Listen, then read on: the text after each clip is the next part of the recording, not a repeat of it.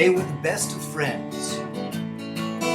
So when Frankie Lee needed money one day, Judas quickly pulled out a roll of tens, placed them on a footstool just above the plotted plain. Said, "Take your pick, Frankie boy, my loss will be your gain."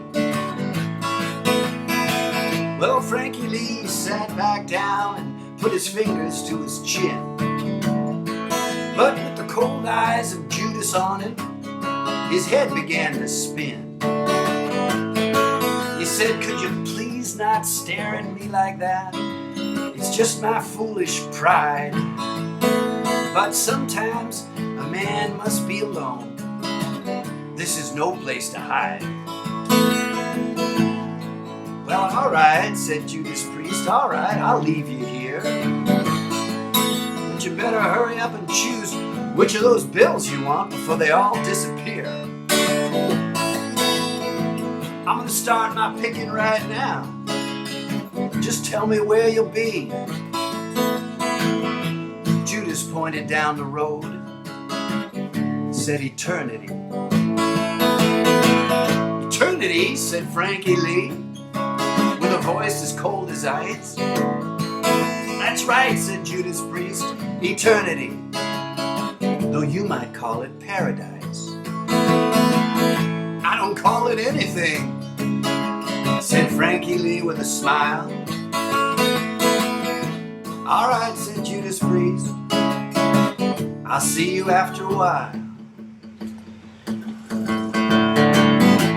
Well, Frankie Lee sat right down, feeling low and mean. Just then a passing stranger burst upon the scene, saying, "Are you Frankie Lee, the gambler, whose father is deceased? 'Cause if you are, there's a fella calling you down the road, says his name is Priest."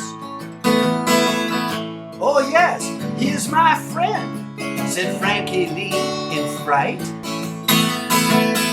"I do recall him very well. In fact, he just left my sight." "Yes, that's the one," said the stranger, as quiet as a mouse. "Well, my message is, he's down the road, stranded in a house."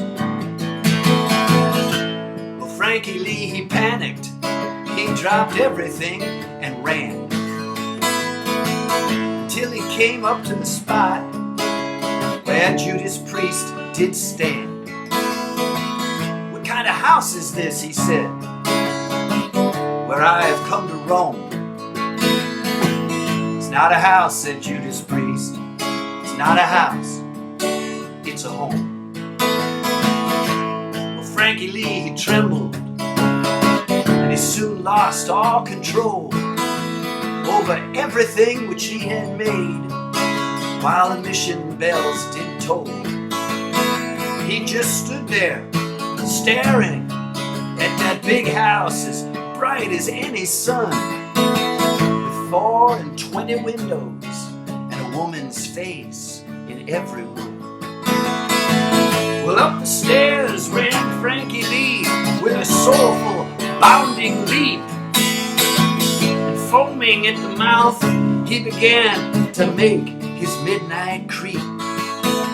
For 16 nights and days he raved, but on the 17th he burst into the arms of Judas Priest, which is where he died of thirst. No one tried to say a thing when they carried him out in jest, except of course the little neighbor boy who carried him to rest. And he just walked along alone, with his guilt so well concealed, and muttered underneath his breath, "Nothing is revealed." Well, the moral of this story, the moral of this song, is simply that one should never be where one does not belong. So when you see your neighbor carrying something, help him with his load. And don't go mistaking paradise for that home across the road.